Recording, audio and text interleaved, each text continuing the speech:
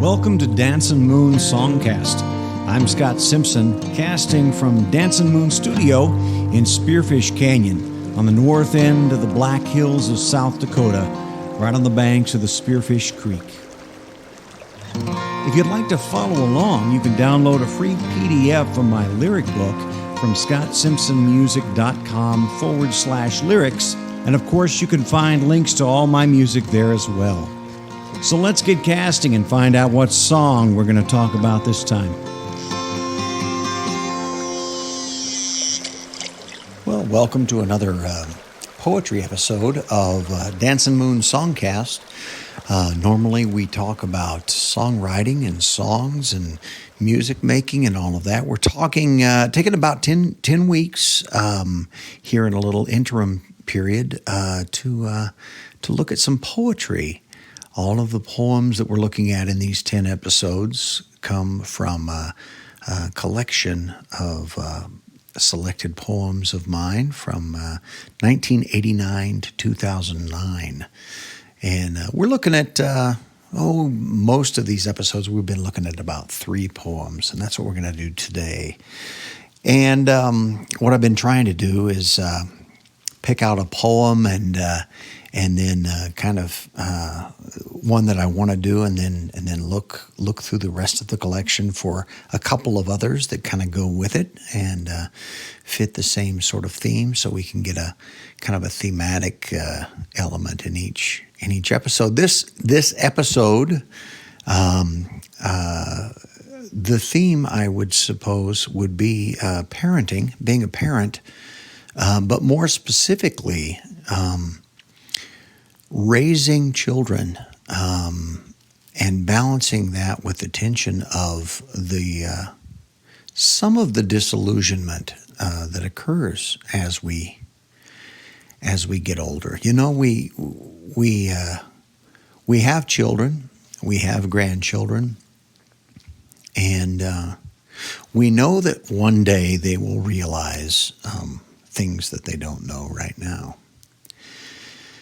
And we trust, I suppose, that they'll come to those realizations in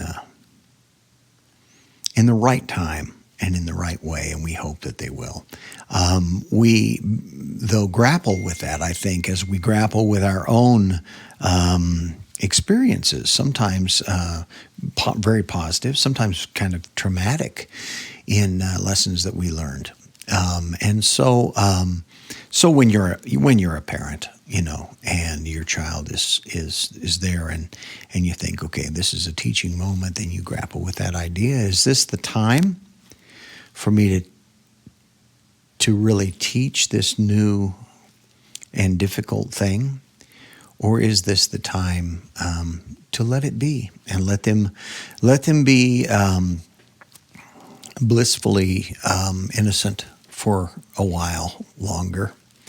And it's not that those aren't easy decisions. But there's both a beauty in that, in seeing the innocence of the world through the eyes of your child or your grandchild, and then a sadness in some ways for the loss of that in yourself, but also a sadness that sometimes that the world can't just be that lovely thing we think it is when we're very young. So these 3, that was a really long, that's a very convoluted theme. Hopefully you sorted through that, and we'll just go ahead and get right into the poems. We've got 3 poems. All of them do have to do with children and with experience, my own experiences at various points with my 2 young daughters. All of these are poems written when my daughters were very young, and so that's the context. This first poem is called Design. And it is not a long poem, but a longish poem. It's not a short poem, and it comes in about 3 parts. And so Design. 1. We have a secret place, my daughters and I, where an old creek has run empty. The sky above that hill pushes fast past the swaying tips of pines, but the birch, oak, and ironwoods have not yet leaves enough to dance. No dry winter, no drought emptied our creek. The water turned aside some years ago for other work, and my oldest stares at the smooth stones sunk into soil. When will the water come back? My youngest has hands delicate as birch twigs and burrows pebbles from the bank like a busy mole, carries one at a time to the mound of larger rock we are shaping into a ring for our campfire. She chooses a spot for each, and believing in some master design, believing I would know it, asks, should I put it here or here? There. That looks good right there. But that's really the question, isn't it? And I think of the waters working years and centuries into polished stones, forever setting and resetting each here in our creek bed to be abandoned. 2. I cannot tell how my knees bend, how my fingers inside these leather gloves swing on their hinges. I know only the digging and the occasional sun on my neck. I cannot read the seasons burned into the grain of this handle or tell what secrets, if any, the hills keep. But here, another shovelful for a moment visible, mixing with air, thrown toward the sun. 3. The deep soil claims each stone we leave unturned, swallowing her wayward children. Around us, the trees are smoldering with an inner fire, relaxing into the dirt that grew them, flaking open with each rain, skeletons all of ribs, marking the ground with bright stripes of greener grass. The air darkens as rain enters the ravine, like a lost fawn, one step there, here, hesitant behind us, other side of the tree, there, again, over the rise, and suddenly, certain, almost purposeful, all around us, the leafy floor comes alive with movement. We flee our unfinished altar, rain drenching stones, wood, dirt, rivulets filling, refilling the creek bed. And back in the car, we decide tomorrow to build a bridge.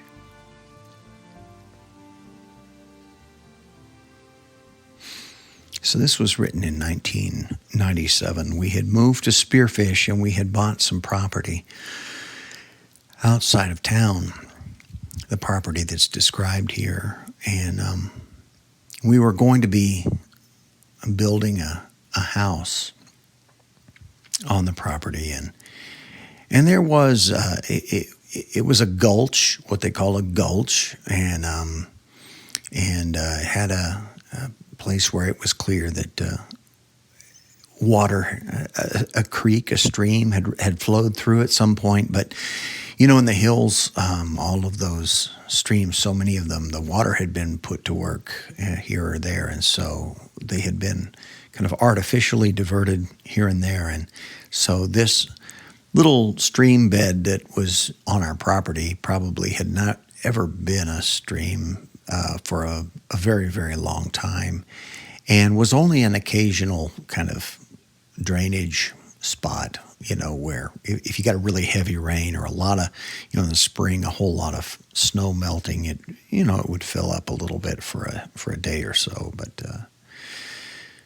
But it was not a stream or a creek in the proper sense. But that didn't make us any less excited about the fact that it was there. And so my daughters, probably, 8 and 4, maybe, were out there with me, and we set a task before us to collect stones to make a little fire ring, which was an important thing to us.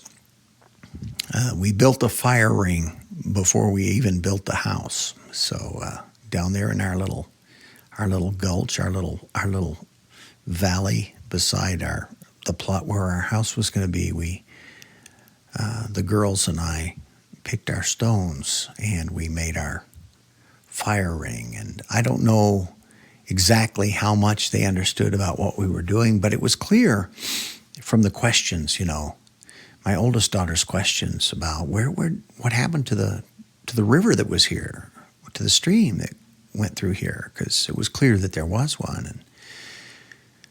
And I didn't have the answer to that.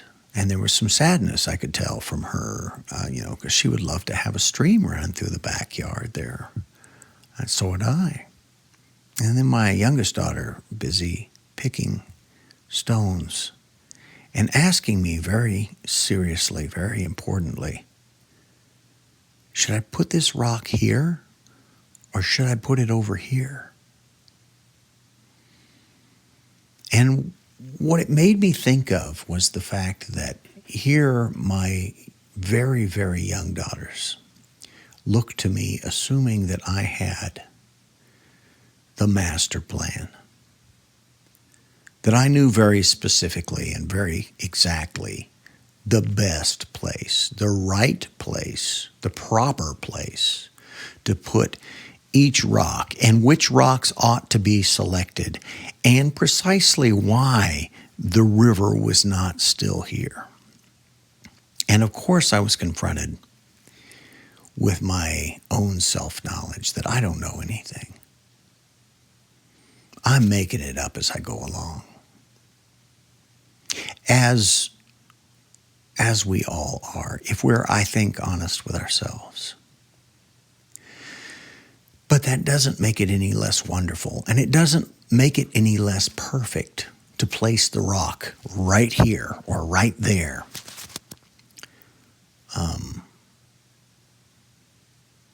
And I think at some level, and that's why the title of this became Design.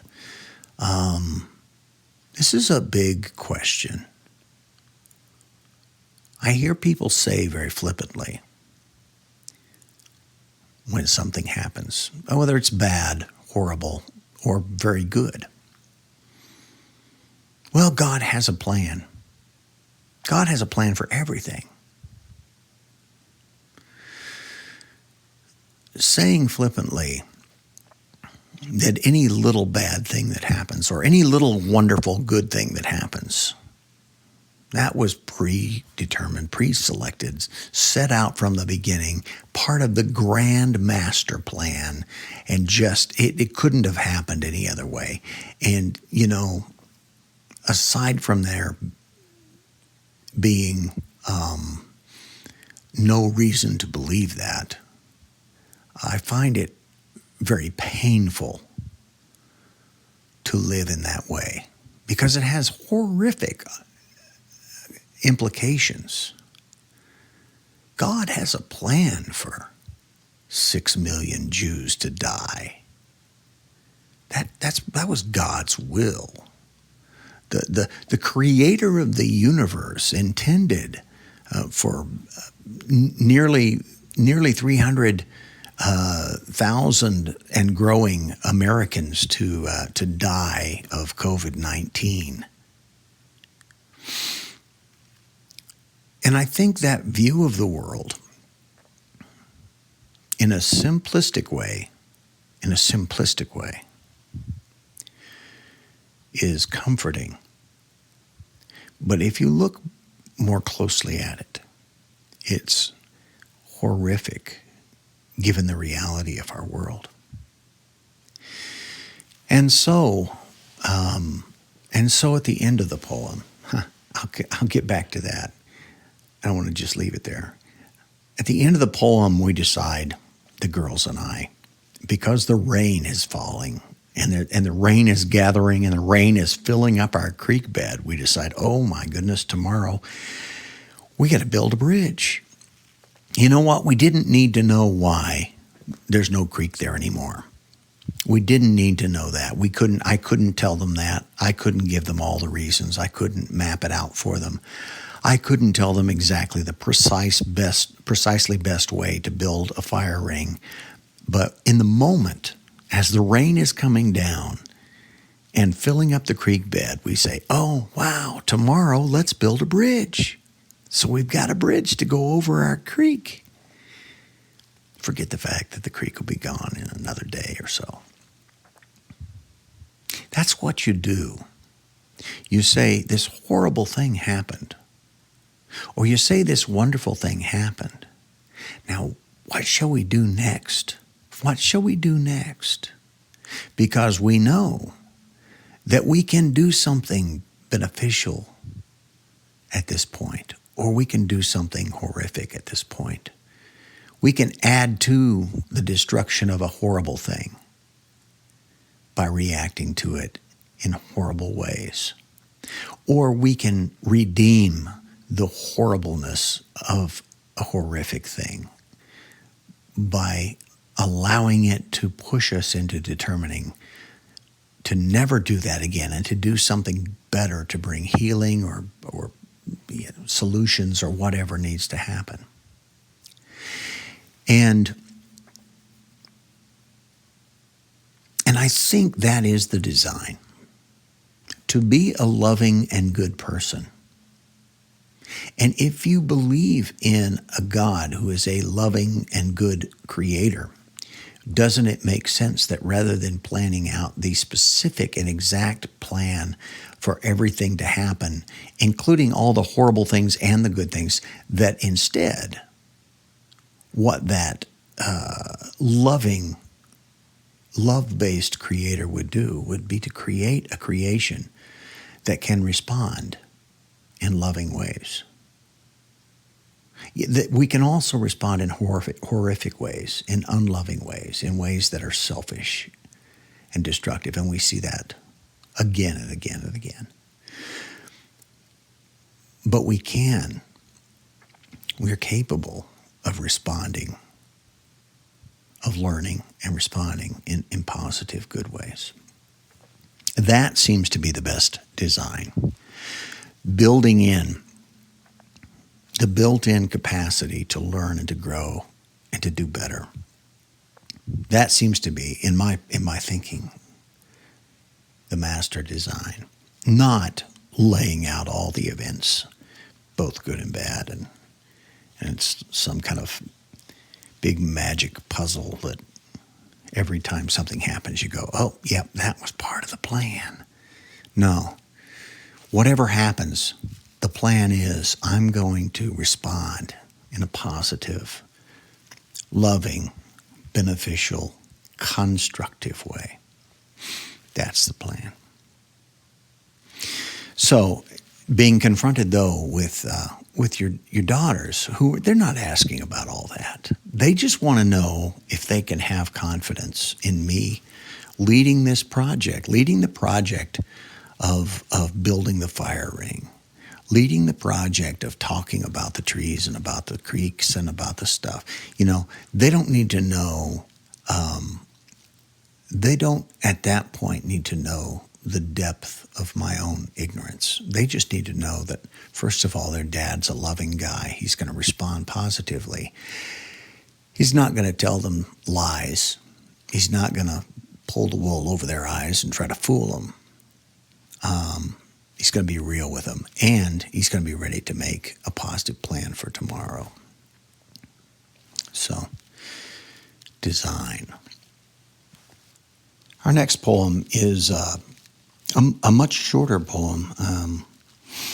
and it's called Taraxacum officinale, which is the scientific designation for dandelions.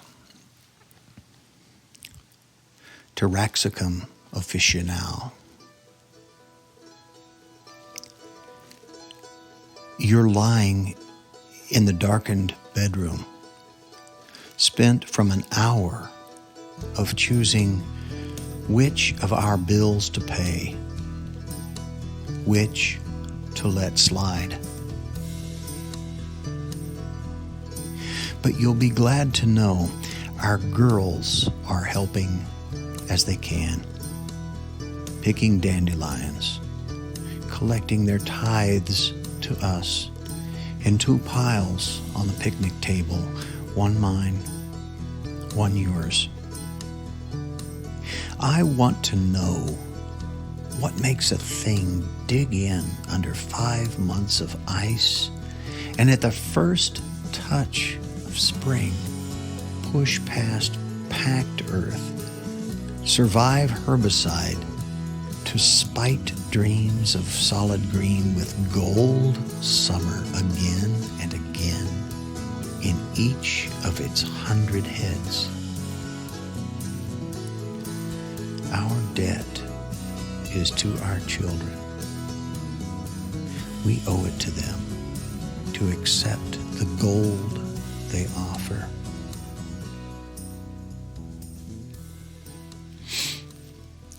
So, I'm assuming that my wife and I are not the only ones who have experienced this.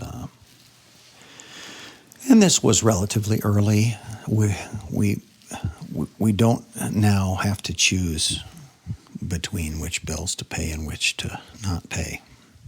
But there was a time, there have been multiple times, many times, when we were in that. And you know, if you've been there, you know what that's like, and you know what kind of tension it creates, and you know what that feels like to be spent, as my wife was at this time in our marriage, when we've traded this off once in a while, a couple of times, but she was doing all the bill keeping, and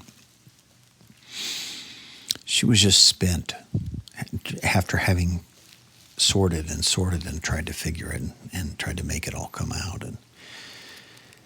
And I had been watching the kids, the girls, and it was an early spring, and the dandelions were all coming up, and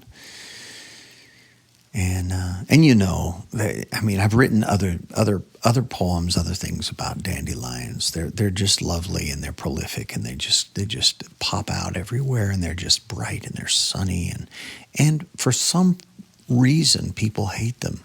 People want to get rid of them. People dislike the dandelions. But every child that I know, when they see the dandelions, they think they're magical. Whether they're seeing them in the flower form or in the seeding form, you know, the blowing on and making wishes and sending those seeds off flying into the air, or looking at the gold and making jewelry out of the dandelions, necklaces and crowns and things, and so our daughters, being perceptive as human children are, knew that things were stressful. And one of the things you do when things are stressful is you bring gifts, you bring presents. And what did kids have? Well, they've got their hands to pick flowers, and they've got the flowers that they're allowed to pick. And those are the dandelions. And so our daughters were picking dandelions and making piles on the picnic table outside. One for me and one for Cheryl. And I was struck by two things. One, I was struck by the tenacity of the dandelion. Something that is pushed down and fought off and despised and disdained, and still comes back with a vengeance. Won't give up. So there's encouragement number one. When you're struggling and you're thinking, how can we make ends meet? How can we do this? Look at the dandelion. The dandelion has everything against it, but it keeps coming back. And 2, look at the gold. The gold that our children see. The things that our children value. The gifts that our children give, which, it was a gift of dandelions. But it was so much more than that. It was a gift of, here's a pile for Dad and here's a pile for Mom, because they're not feeling good today, because they're upset about something, and we don't even know exactly what it is.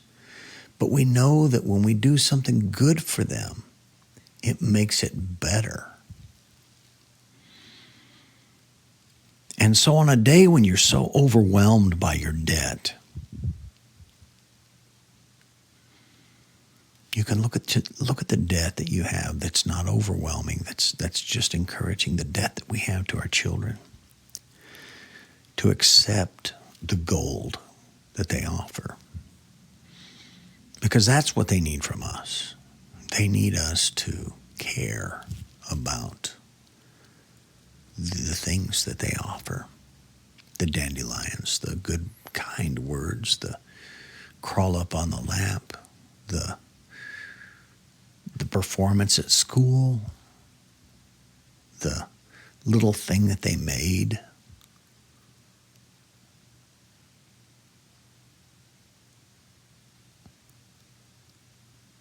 And it's so easy to become overwhelmed with the adult debt that we forget the true thing that we really owe our children, and that is to recognize the value, the unmeasurable value that is embedded in them and their lives, and to communicate that. So, Taraxacum Officinale. And our last poem, and this one's a difficult one. So just fair warning. If for some reason you're sitting and listening to this podcast with your kids, why don't you listen to this next one on your own first, and then decide whether or not you want your kids to listen to it. So that is just fair warning. So this last one does once again bring in my oldest daughter, Megan. She's mentioned by name in here. This is called On Cherry Hill with My Martin Backpacking Guitar. And it comes in 4 parts. So, On Cherry Hill with My Martin Backpacking Guitar. 1. 3 years ago, Martin began making them. Cut down, sawn off, easy to carry anywhere. I know an executive, Chris at the music store told me, who takes his to the office. It's a big seller for men 30 to 45. Half mandolin, half banjo, mellow and light so you can feel it hum, pressed against your ribs. Start your whole insides to singing with one strum. 2. The first time I came out to Cherry Hill, a crack in the old stone bridge revealed yellowed photos from Penthouse and Playboy. Sent our 8-year-old stomachs to our mouths, threatened to pull us inside out, crotch first. Why Cherry Hill? I asked. And Kirk told me he'd heard all the high school girls had lost their cherries here. We were so young, we looked for them. 3. Coming out here alone, with my guitar. I have developed a new religion, or maybe an old one. The long grass on the hill contains the spirits of all little boys who giggle here and later find the world mortared with more flesh than any centerfold. The spirits temporal graze as lost sheep until I return, an older David with my harp singing Absalom, Absalom, releasing them into the eternal. In this ritual of adult perspective, you must be grass level, facing heaven, and playing the chords to Gone to Carolina on my mind. 4. I went walking with my 5-year-old daughter, and our feet led us to Cherry Hill.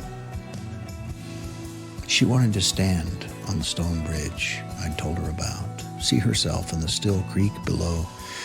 She ran here and there collecting bits of trash, old pop cans, oil jugs, asking, "Can we recycle this? And why do people want to trash this place?"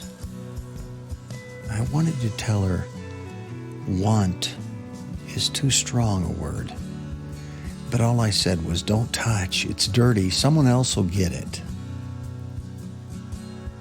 Of course, no one else would, but at least she never found any photos. Going home, she asked, "Why do they call it Cherry Hill? I don't see any cherry trees." And I had a thought that today was a good day for planting some.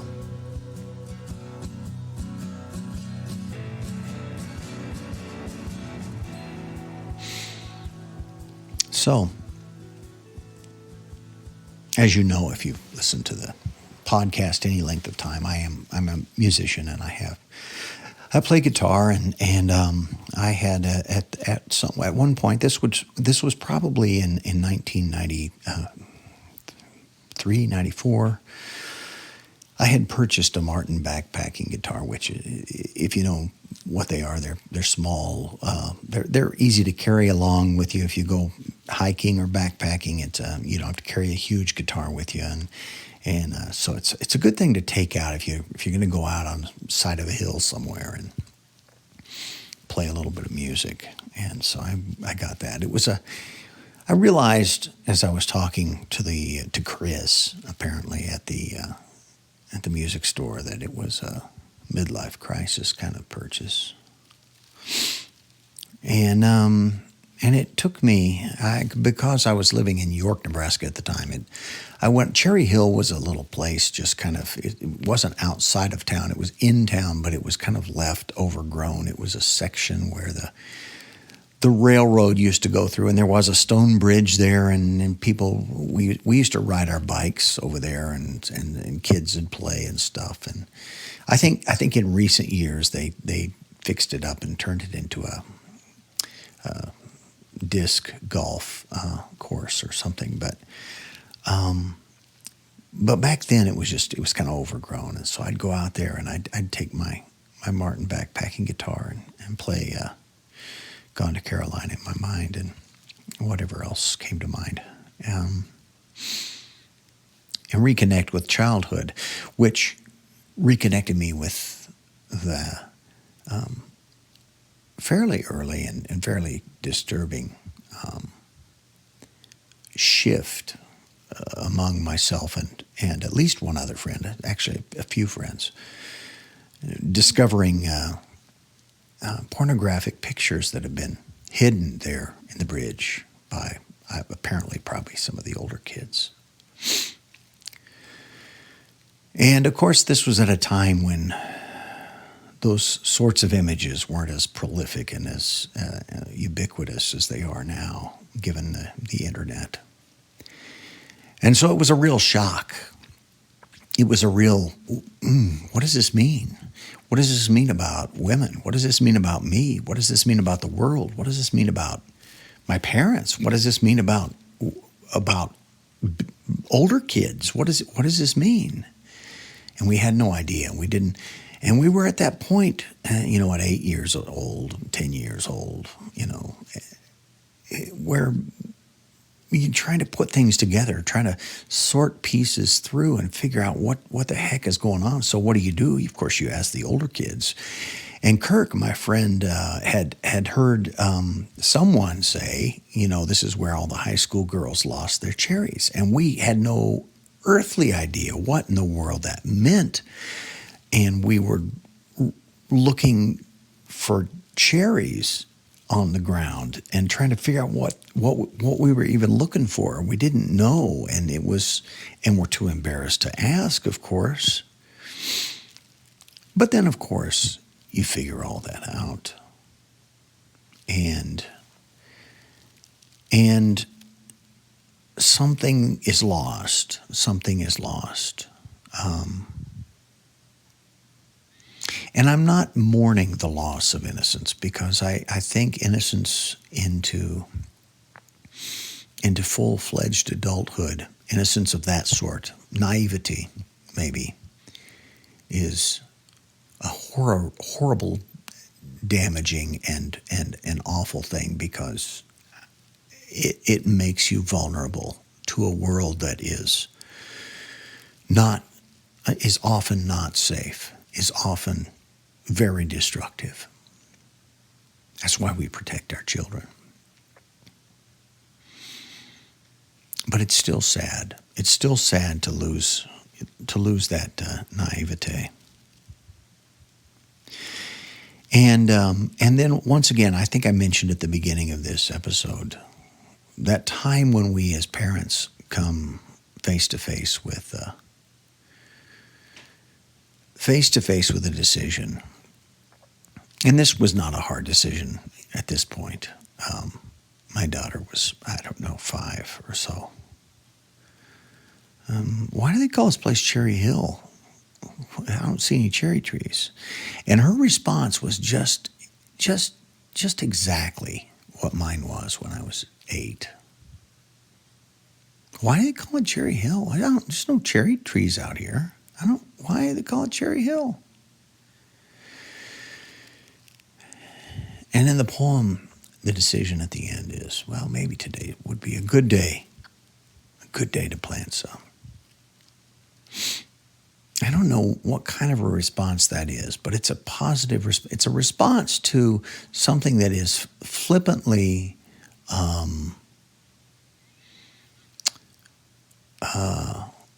dehumanizing of young women.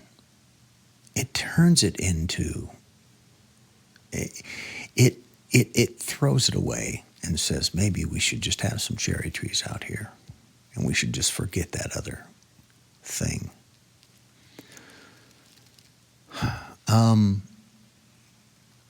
And you really realize that. I mean, I grew up being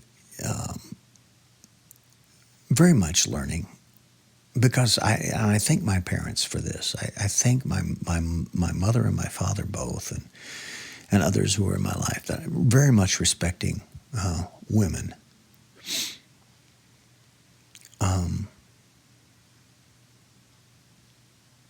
But you realize how toxic the world can be, and not only to women, but to all human beings. And then as you grow further, and you come to know that there are different groups of people who have differing perspectives, differing cultures, differing colors, differing religions, differing all of these things. And you realize that there's all of these things that threaten to crunch them up for no other reason than that they are different. And that's the ugliness. That's the ugliness that we want to work against. And we want to plant trees instead, rather than going along perpetuating the ugliness, laughing about the ugliness, joking about the ugliness. What we want to do is plant some trees. Do something productive. Do something that bears good fruit.